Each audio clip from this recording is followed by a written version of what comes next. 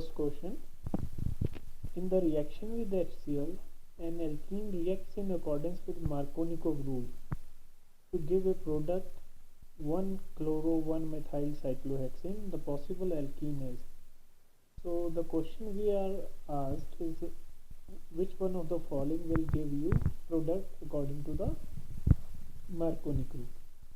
So in this question, let's draw the structure of 1-chloro-1-methyl cyclohexane.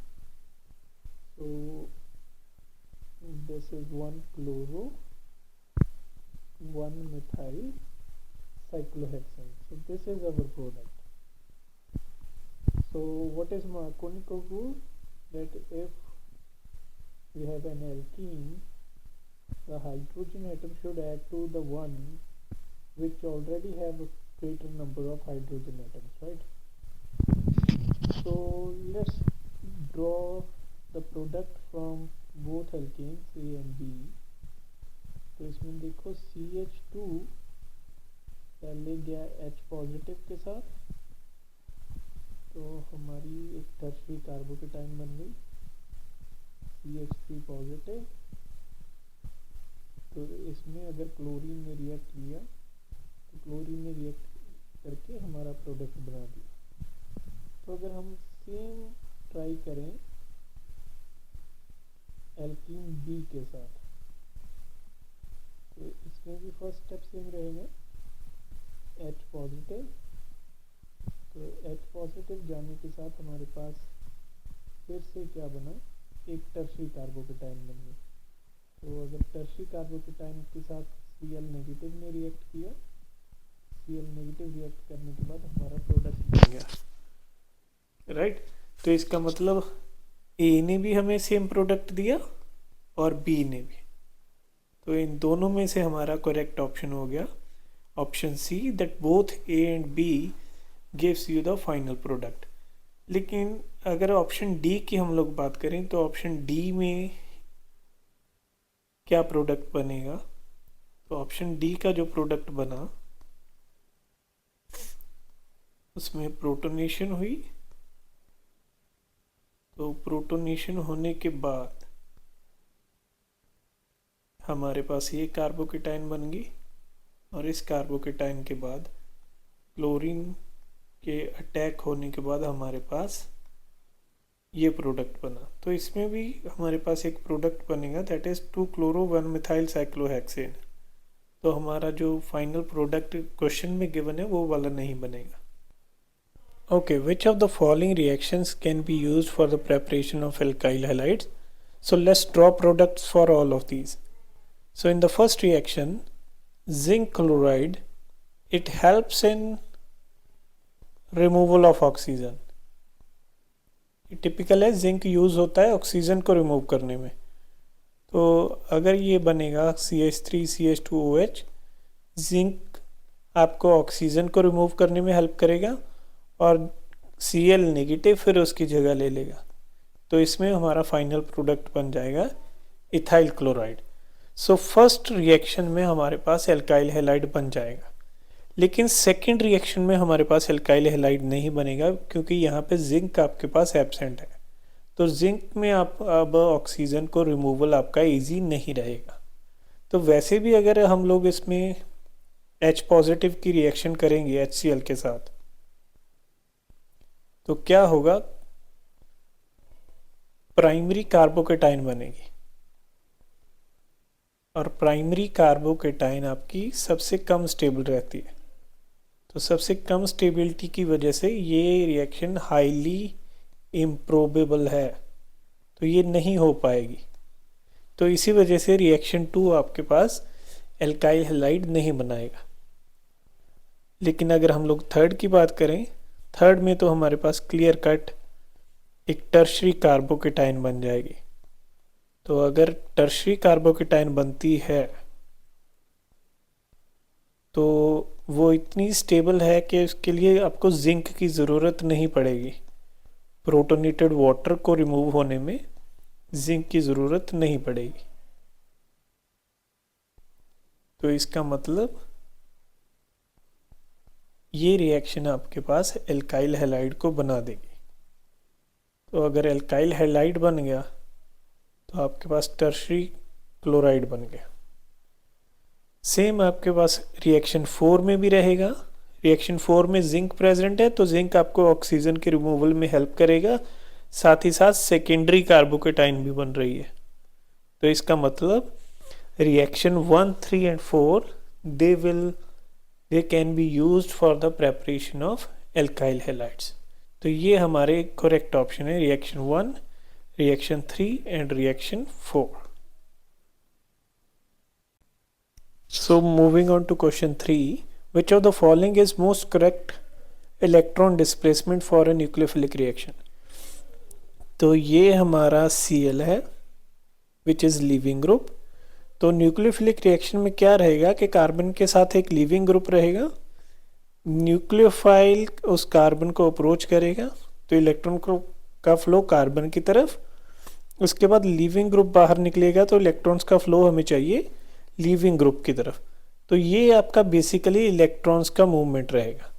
तो अगर हम लोग देखें तो आपका ऑप्शन ए में ये दोनों ठीक हैं, ये इलेक्ट्रॉन्स जा रहे हैं लीविंग ग्रुप की तरफ, यहाँ से ये पाई इलेक्ट्रॉन्स आपका न्यूक्लियोफाइल का काम कर रहे हैं। तो इसमें तो हमारे दोनों ऑप्शन सही हैं।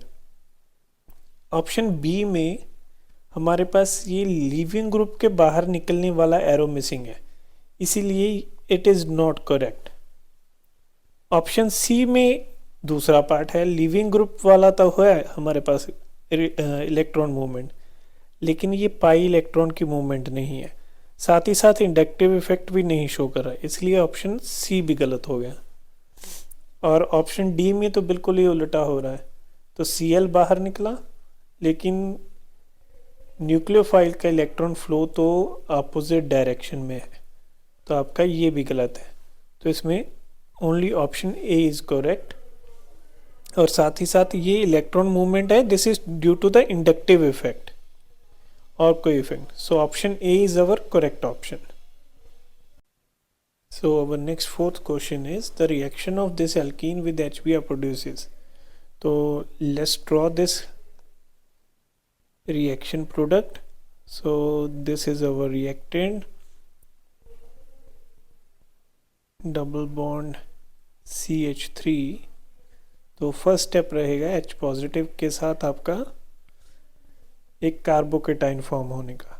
तो कार्बोकेटाइन दो पॉसिबल है इस एल्कीन के साथ, एक तो हमारा आ जाए इस कार्बन पे positive charge,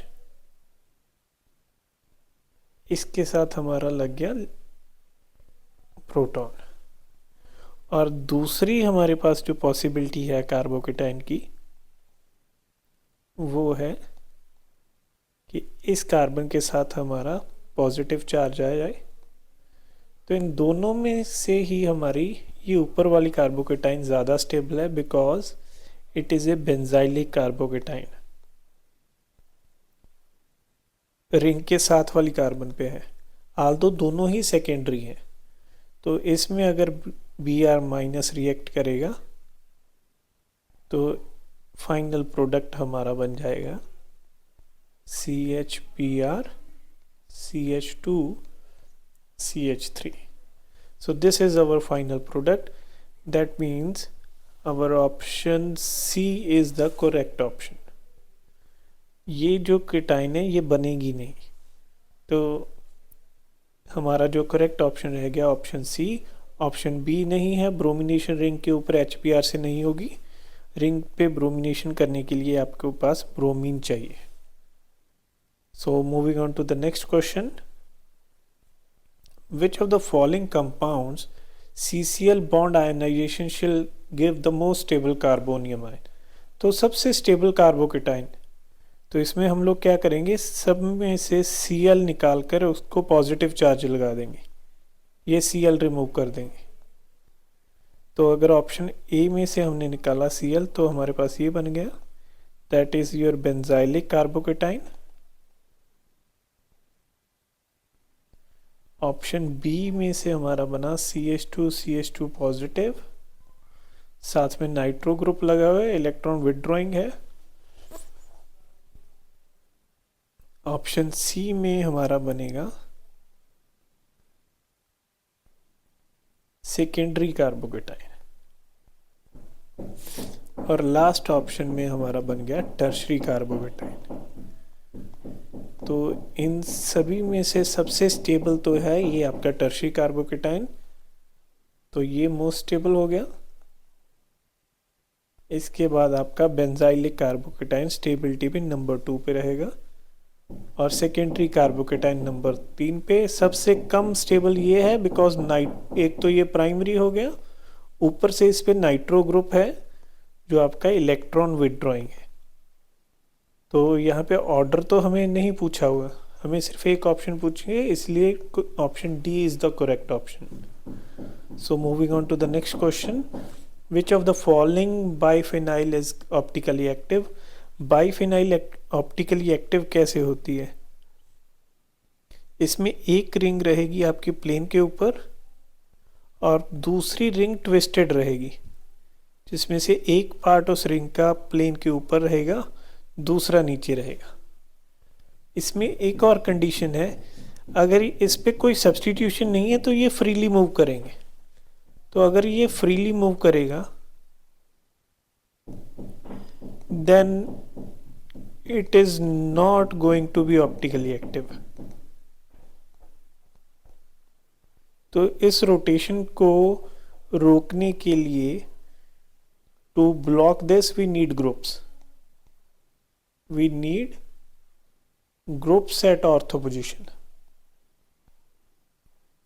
on both the rings। दोनों रिंग्स के ऊपर ऑर्थो पोजीशन पे आपको ग्रुप्स चाहिए।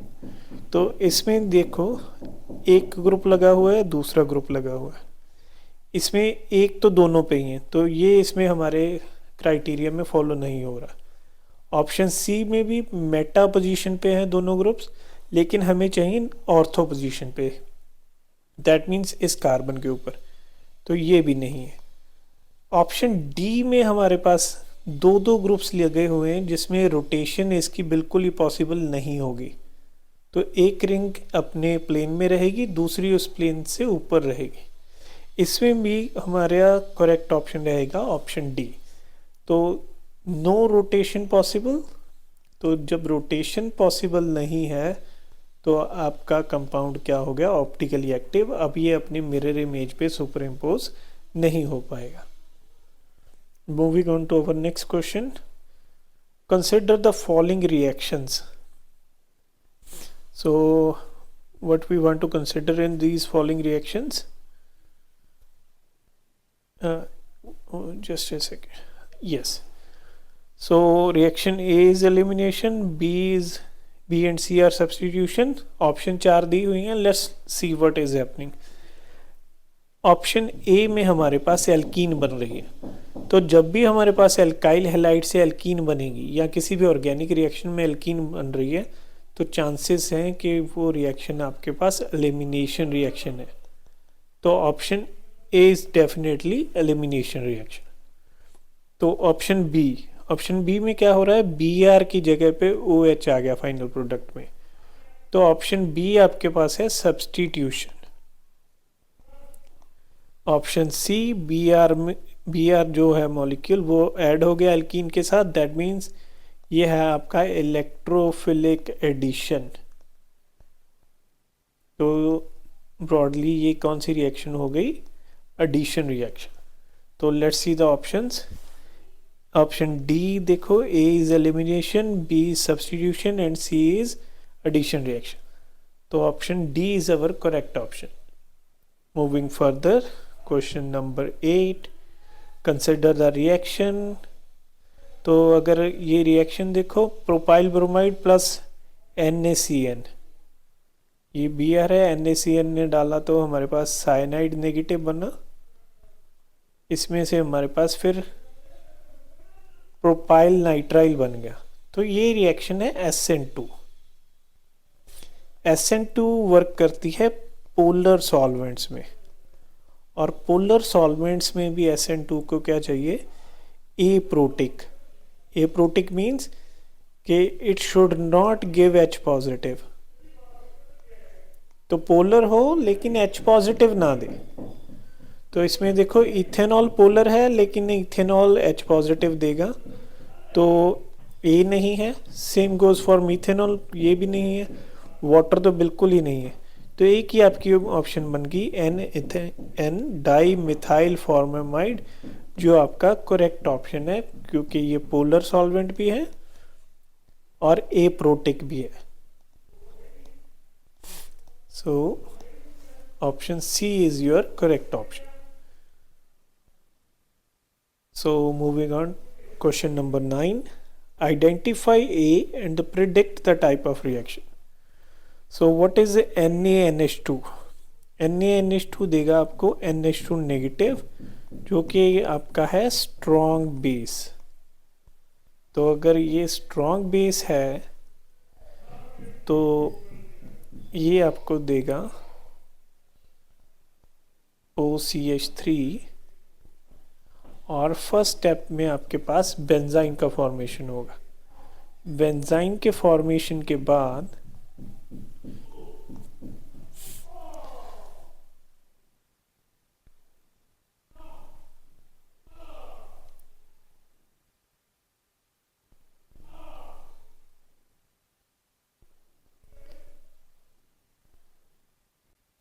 Okay, moving on to the 9th question, identify A and predict the type of reaction. इसमें हम NaNH2 को देखकर यूजली ये सोच सकते हैं कि ये बेंजाइन मैकेनिज्म होगा, बिकॉज NaNH2 हमारा है स्ट्रॉन्ग बेस। लेकिन NH2 नेगेटिव आपके पास एक स्ट्रॉन्ग न्यूक्लियोफाइल भी है। तो अगर ये स्ट्रॉन्ग न्यूक्लियोफाइल होगा तो ये एक लिविंग ग्रुप को रिप्लेस कर सकता है। तो लिविंग ग्रुप को रिप्लेस करने में हमारे पास Br की जगह पे हमारे पास लगेगा NH2 ग्रुप। तो that means option either option A is correct और ऑप्शन डी इज करेक्ट। तो सी और बी तो वैसे ही निकल गई, बिकॉज बी में तो हमारा Br मेटा पोजीशन से ऑर्थो पे चला गया, और सी में Br रिमूव हो गया लेकिन कुछ और नहीं लगा। तो दैट मीन्स ये दोनों ही हमारे कंसर्न की रिएक्शन नहीं है। दैट मीन्स आइदर ए और ऑप्शन डी।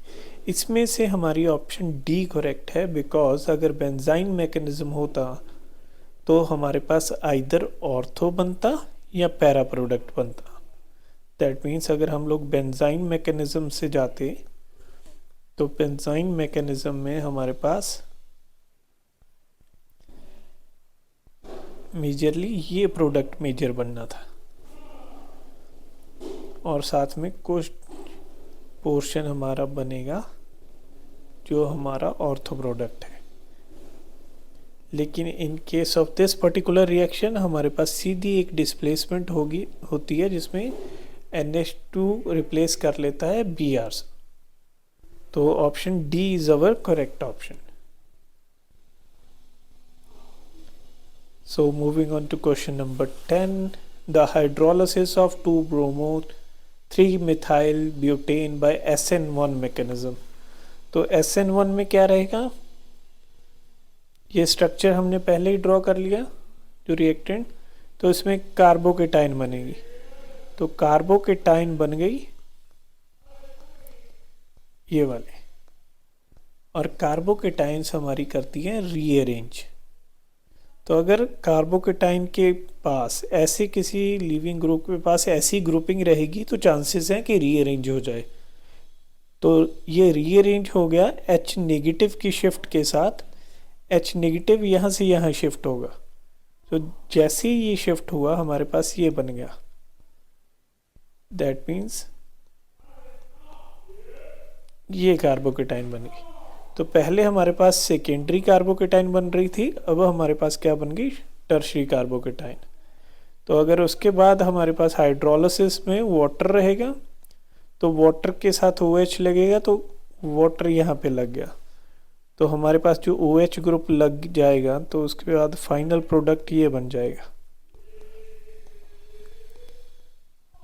तो ये हमारा प्रोडक्ट हो गया, this is our butane.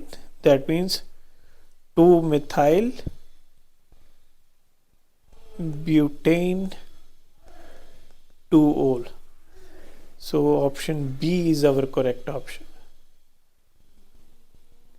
Moving on to next question, arrange the following in order of decreasing tendency towards SN2. तो SN2 में जितनी स्टीरिक हिंड्रेंस रहेगी उतना हमारे पास SN2 का रेट कम रहेगा. दैट मीन्स टर्शरी से ज़्यादा सेकेंडरी, सेकेंडरी से ज़्यादा प्राइमरी. तो हमारे पास नंबर 1 आपका प्राइमरी है तो फास्ट रहेगा SN2 में. नंबर 2 सेकेंडरी है. नंबर 3 आल्दो प्राइमरी है लेकिन इसके पास स्टीरिक हिंड्रेंस है. 2 ग्रुप्स लगे हुए हैं जो इसको स्टीरिक हिंड्रेंस प्रोवाइड कर रहे हैं. और नंबर 4 में अगर हम लोग ड्रॉ करें तो ये टर्शरी क्लोराइड है तो इसमें स्टीरिक हिंड्रेंस और भी ज़्यादा रहेगी. सो दैट मीन्स सबसे स्लो तो नंबर 4 रहेगा. This is the slowest because nucleophile का अप्रोच करना ही इसको मुश्किल हो जाएगा. नंबर 2 पे हमारा यह रहेगा नंबर 3 जिसमें प्राइमरी है. और तीसरे नंबर पे हमारा नंबर 2 रहेगा जो सेकेंडरी क्लोराइड है. सो इसमें एक ही ऑप्शन हमारे पास फिट बैठ रही है, that is option A. That 1 will be the fastest, 3 will be number 2 and number 4 is going to be the slowest SN2. SN2 हमेशा याद रखना है कि टर्शरी में सबसे कम, फिर सेकेंडरी, फिर primary because of steric hindrance. इसी बेसिस पे हमने ये क्वेश्चन को एक्सप्लेन कर दिया. Moving further, in alkaline hydrolysis of a tertiary alkyl halide by aqueous alkali, the concentration of alkali is doubled, then the reaction rate at constant temperature. तो alkaline hydrolysis, तो alkaline hydrolysis किसकी है? Tertiary halide की. Tertiary halide ये रहेगा. सो इसको याद रखना है कि ये रिएक्शन होती है SN1 के थ्रू. तो SN1 में हमारा जो फर्स्ट स्टेप रहता है दैट इज लीविंग ग्रुप का लीव करना. तो अगर लीविंग ग्रुप का रिप्लेस करना है फर्स्ट स्टेप है तो रेट सिर्फ डिपेंड करेगा अल्काइल हैलाइड के कंसंट्रेशन के ऊपर. लेकिन हमें क्या पूछा है? If concentration of alkali is double. तो अल्कली का तो किसी तरह से कोई इफेक्ट ही नहीं है बिकॉज वो तो सेकंड में आएगा. सेकंड स्टेप में आपके पास अल्कलीन हाइड्रोलिसिस होगी, उसमें R जो पॉजिटिव बना है उसके पास फिर अब वो OH माइनस जाएगा और ROH बन जाएगा. सो दैट मीन्स अल्कली का कोई भी इफेक्ट नहीं होगा क्योंकि रेट ऑफ रिएक्शन सिर्फ डिपेंड करता है हमारा अल्काइल हैलाइड के ऊपर. So our option E is our correct option, that the rate remains constant. So moving on to the next question, the compound which does not undergo hydrolysis by SN1. So SN1 जो बनेगा that is from a carbocation. तो अगर कोई चीज carbocation, if something is slow in SN1, that means it is forming a less stable carbocation. ये क्या बनाएगा? Less stable carbocation. सो अगर हम लोग देखें तो नंबर ए क्या बनाएगा? नंबर 2 फिर से वही करना है, Cl की जगह पे पॉजिटिव चार्ज लिख दो बस, पॉजिटिव. ऑप्शन बी में हमारे पास ये बन गया रिंग के ऊपर पॉजिटिव. ऑप्शन सी में हमारे पास ये बन गया ये बेंजाइलिक कार्बोकेटाइन. ऑप्शन डी में हमारे पास ये बना बेंजीन. C6H5 को हमेशा अगर बेंजीन लिखोगे तो कंफ्यूज नहीं होगे. H positive.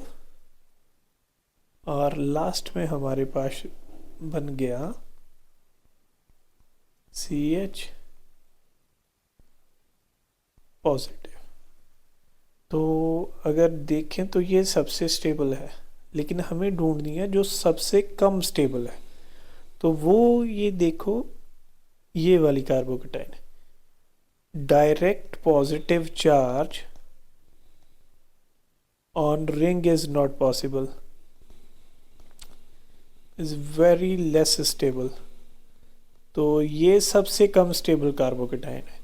दैट मीन्स अगर ये सबसे कम स्टेबल है तो रिंग के साथ लगे क्लोरीन का ब्रेक होना भी मुश्किल है, क्योंकि इसमें डबल बॉन्ड कैरेक्टर रहता है।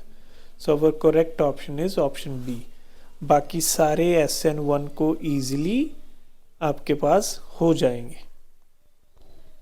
और अगर हम इनमें से फास्टेस्ट देखें तो ये सबसे ज़्यादा स्टेबल है। दैट मीन्स SN1 में सबसे फास्टेस्ट कौन रहेगा?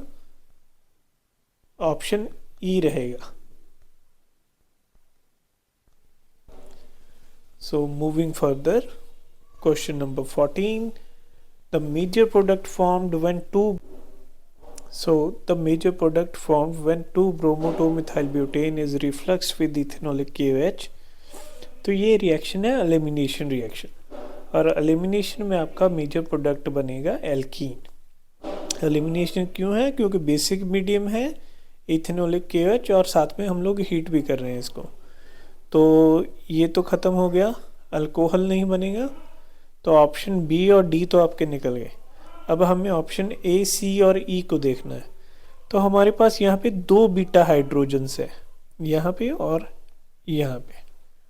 तो इन दोनों में से जो प्रोडक्ट बनेगा, तो एक तो ये बन गया हमारा CH3 CH2 CH3, ये वाली बीटा हाइड्रोजन रिमूव हो गई। तो जब ये सेकंड बीटा हाइड्रोजन रिमूव होगी तो हमारा प्रोडक्ट ये बनेगा।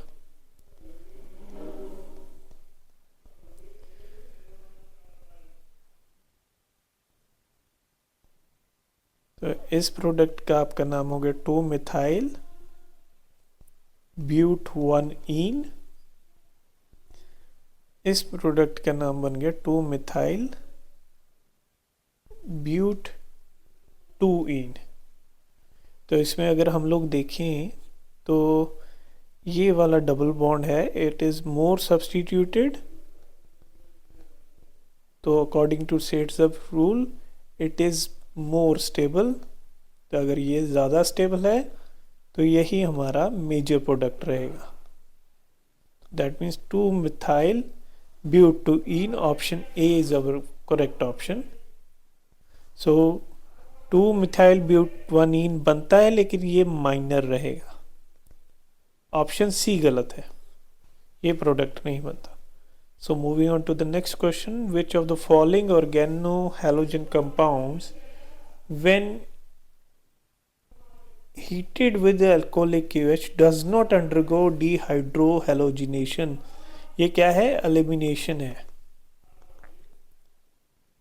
इनमें से कौन सा आपका एलिमिनेशन नहीं देगा? एलिमिनेशन के लिए चाहिए बीटा हाइड्रोजन। तो बीटा हाइड्रोजन कैसे कि एक से हाइड्रोजन जाएगा, दूसरी कार्बन से आपका लीविंग ग्रुप जाएगा, ये होना चाहिए। So let's draw the structure of all. A का स्ट्रक्चर क्या हो गया? Secondary butyl chloride, CH2 CH3, ये आपका हो गया secondary butyl chloride. Isopropyl chloride का स्ट्रक्चर हो गया ये। इसमें आपका नियोपेंटाइल का स्ट्रक्चर हो गया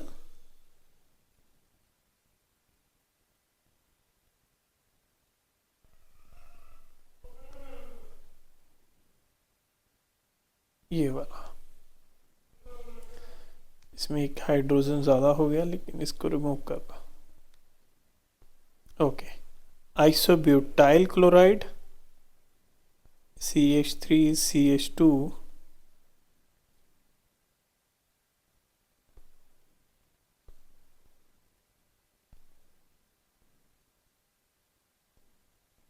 CH3 और टर्शियरी ब्यूटाइल ये हो गया।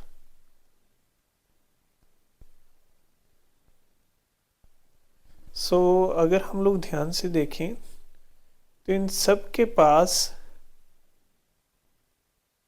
यहाँ पे ये रह गई बीटा हाइड्रोजन, इसके पास ये रहेगी बीटा हाइड्रोजन, इसके पास भी ये रहेगी बीटा हाइड्रोजन, इसके पास भी ये रहेगी beta hydrogen.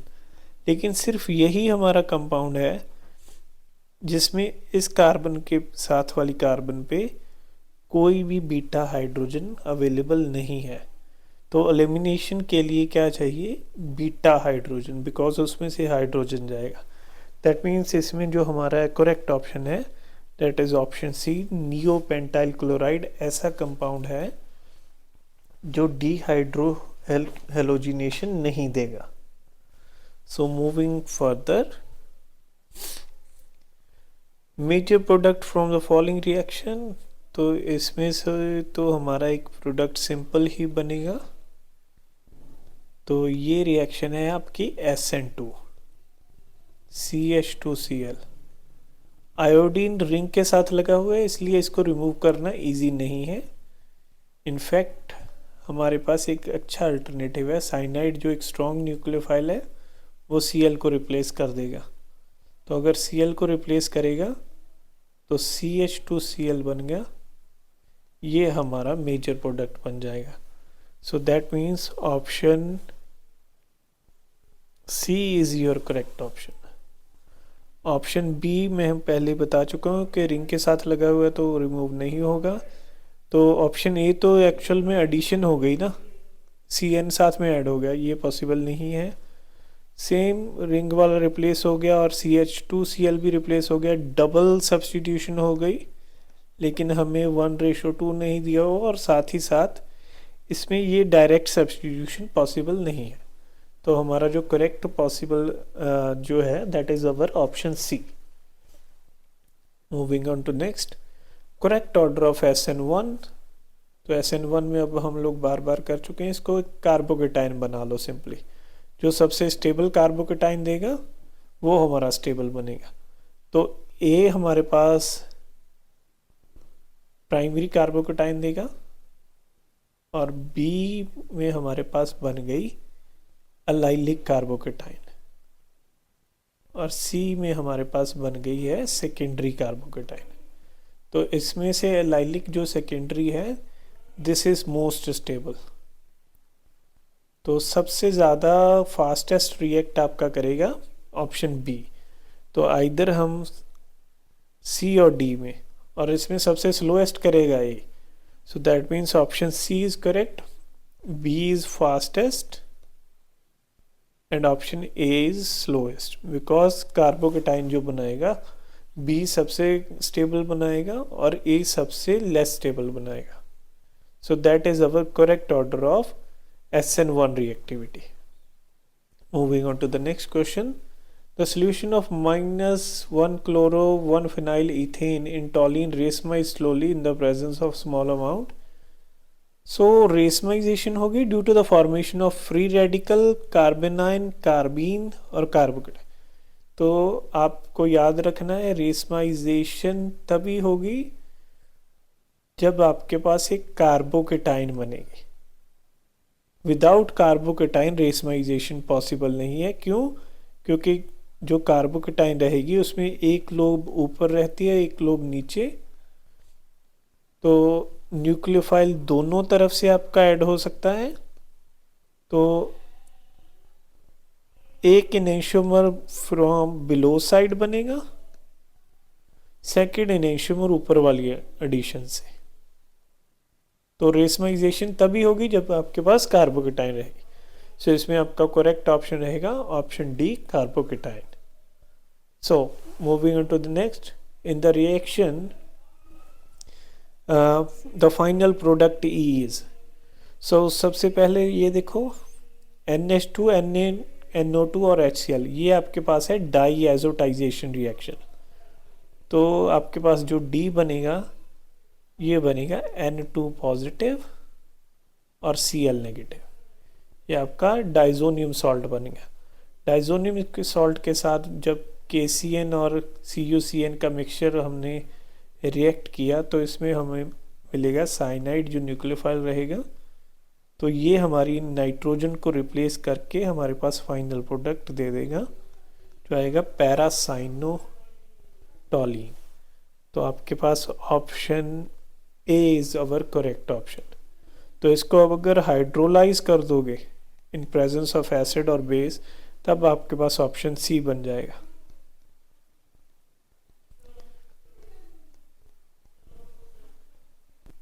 Question number 20, 2-chloro-2-methyl pentane on reaction with sodium methoxide in methanol gives. So there are three options. Let's discuss one by one. So what is sodium methoxide? So sodium methoxide is a base, in fact is a strong base.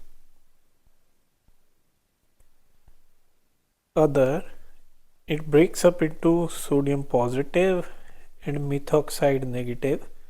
This methoxide is also a good nucleophile. So if it acts as a nucleophile, then substitution is possible, and if it acts as a base, then elimination is possible. So what is possible here? One, this is possible that it may give a carbocation. So once a carbocation is formed, then methoxide ion can react with it to form product number 1. So secondly, if methoxide acts as a base, then what it can do is it can abstract a proton from here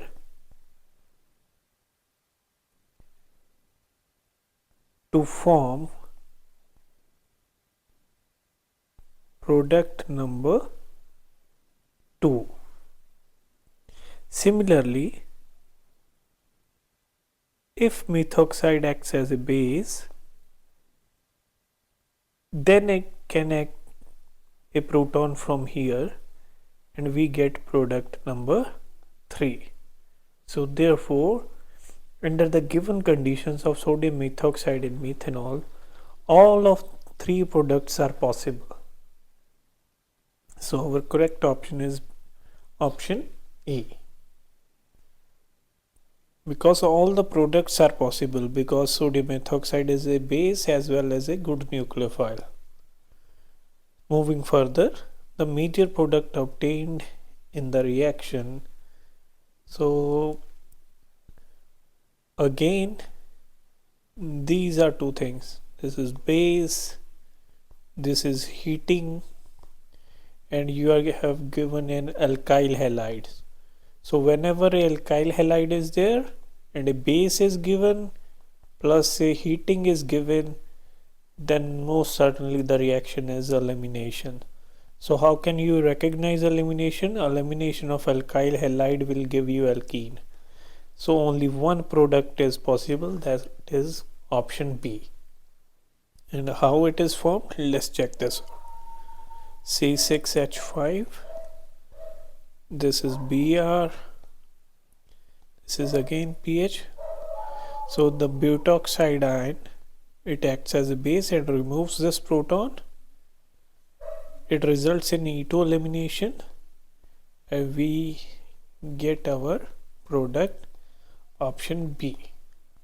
So moving next, which of the following will give yellow PPT on shaking with aqueous solution of NaOH followed by acidification with dilute nitric acid and addition of silver nitrate?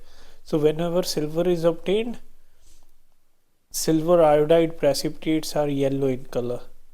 So that means you have to get a reaction in which silver iodide is formed. So iodide, that means you need free iodine. So how you can get free iodine? In which iodine is easily removed. easily removed. So if you can see that option A and option B, they are not possible because they are not going to give you iodine. So only option C and option D are our options of choice. इसमें से भी iodine option C में ही easily निकल जाएगा, क्योंकि जब भी halogen ring के साथ डायरेक्टली अटैच है तो it can not be easily removed. So our correct option is option C. So अब देखते हैं इसको ये बनता कैसे है. सो हमने इसको NaOH के साथ रिएक्ट किया तो आयोडीन की जगह पे आपके पास हाइड्रोक्साइड लग गया. ये एक सिंपल SN2 रिएक्शन आपकी हो गई. ठीक है, तो उसके बाद हमारे पास हमने इसमें डाला है सोडियम आयोडाइड. तो जब भी हमने डाइल्यूट नाइट्रिक एसिड डाल दिया, उसके बाद सिल्वर नाइट्रेट डाल दिया, तो ये सोडियम आयोडाइड उस मिक्सचर के साथ रिएक्ट होकर सिल्वर आयोडाइड बना देगा. तो सिल्वर आयोडाइड की वजह से आपके पास येलो पीपीटीज फॉर्म हो जाएंगे. तो इसका आंसर इतने बड़े क्वेश्चन में देखो हमने सिर्फ इसी से लगा लिया कि कहाँ पे आपका जो लिविंग ग्रुप है वो इजीली रिमूव हो सकता है. Question number 23, how many chiral compounds are possible on monochlorination of 2-methyl butane. तो अगर इसमें हम लोग 2-methyl butane का हम स्ट्रक्चर बना लें तो मोनोक्लोरिनेशन कहाँ पे पॉसिबल है? जहाँ पे सबसे स्टेबल रेडिकल आपका बनेगा वो यहाँ से बन जाएगा. राइट तो अगर यहाँ पे हमने मोनोक्लोरिनेशन कर दी तो हमारे पास जो फाइनल प्रोडक्ट बनेगा, तो इसमें जो फाइनल प्रोडक्ट रहेगा वो मोनोक्लोरिनेशन यहाँ भी हो सकती है, यहाँ भी. तो इसमें हमें एक कायरल कंपाउंड बनाना है. तो कायरल कंपाउंड बनाने के लिए हमने ये बना दिया CHCl. तो इसमें अगर हम ध्यान दें तो ये वाली कार्बन इसके साथ 4 डिफरेंट ग्रुप्स अटैच हैं, therefore it is a chiral carbon. तो अगर ये कायरल कार्बन हो गई तो कायरल के 2 बन गए R and S. So that means total number of chiral compounds कितने हो गए? 2. अब आप किसी भी और कार्बन के ऊपर क्लोरीन लगा के देख लो, वो कायरल नहीं बनेगा. फॉर एग्जांपल अगर हम ऑप्शन 2 पे कर दें कार्बन नंबर पे, तो ये कार्बन नॉट कायरल है. So that means our correct option is option A. Moving on to the next. The alkene that will give same product with HBr in absence as well as presence of peroxide. So कौन सी alkene है जो peroxide की presence में देगी same product? इसका मतलब Markovnikov rule लगे चाहे या एंटी मार्कोनिकोव रूल लगे, उसमें हमें सेम प्रोडक्ट बनना चाहिए. तो इसमें एक ही सिंपल है कि जो एल्केन आपकी सिमेट्रिकल होगी, that means carbon carbon double bond के दोनों तरफ सेम ग्रुप्स लगे होंगे. तो इसके लिए स्ट्रक्चर बना लो 2 ब्यूटीन 1 ब्यूटीन प्रोपीन 1 हेक्सीन और 2 मिथाइल प्रोपीन. तो इसमें अगर हम लोग इजीली देखें सिर्फ ब्यूटीन ही ऐसा है जिसमें हमारे डबल बॉन्ड के अराउंड सेम एनवायरनमेंट है. तो अगर सेम एनवायरनमेंट है तो ये सिमेट्रिकल है, that means option A is our correct option. ऐसी जो एल्कीन रहेगी वो हमारी मार्कोनिकोव रूल रहे या पेरोक्साइड हो, एंटी मार्कोनिकोव एडिशन रहे, उसमें सेम प्रोडक्ट देती है. Moving on to next question. By passing of excess Cl2 in boiling toluene, which of the following exclusively formed? तो इन चारों में से एक प्रोडक्ट बनेगा, तो वो कौन सा रहेगा? सो इसमें से हमारा जो टॉलीन है, तो तो इसमें दो तरह के हाइड्रोजन होंगे, एक जो CH3 ग्रुप के साथ है, दूसरे जो है वो लगे हुए हैं रिंग के साथ।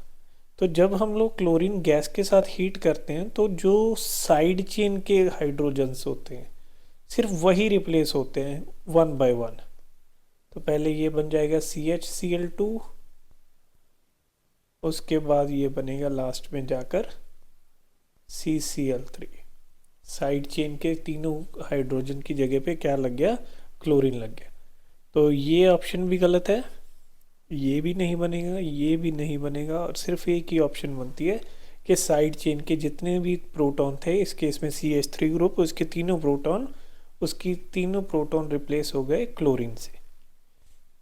तो अगर हमारे पास दूसरे प्रोडक्ट रहते तो हमें चाहिए था Cl2 और FeCl3 कैटलिस्ट कोई भी, तो इसमें हमारे पास एक ऑर्थो और एक पैरा प्रोडक्ट बन जाता।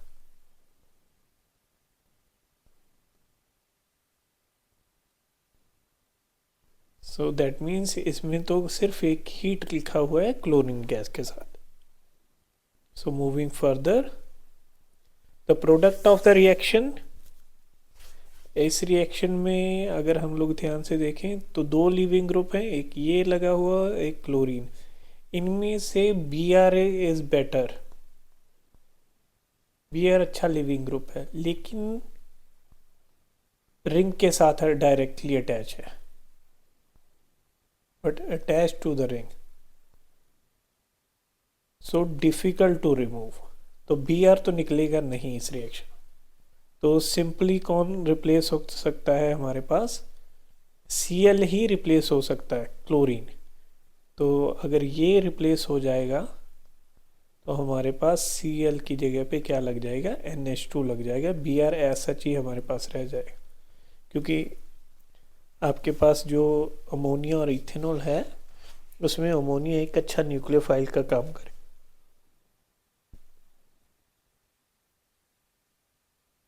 तो हमारा जो करेक्ट ऑप्शन हो गया दैट इज ऑप्शन सी। तो अगर इसमें आप करना चाहो तो ये एक SN2 रिएक्शन है जिसमें आपका अमोनिया इसको इजीली रिप्लेस कर देगा। इस तरह से हम लोग इसको बना सकते हैं।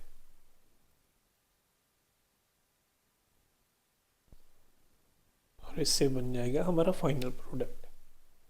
सो moving on to, what is the product formed when 1 bromo 3 chloro cyclobutane reacts with 2 equivalents of metallic sodium and zinc। तो क्लियर देखो, RX और 2 सोडियम, तो ये हमारी वर्ड्स रिएक्शन है, इसमें RR दोनों ज्वाइन हो जाएंगे साथ में।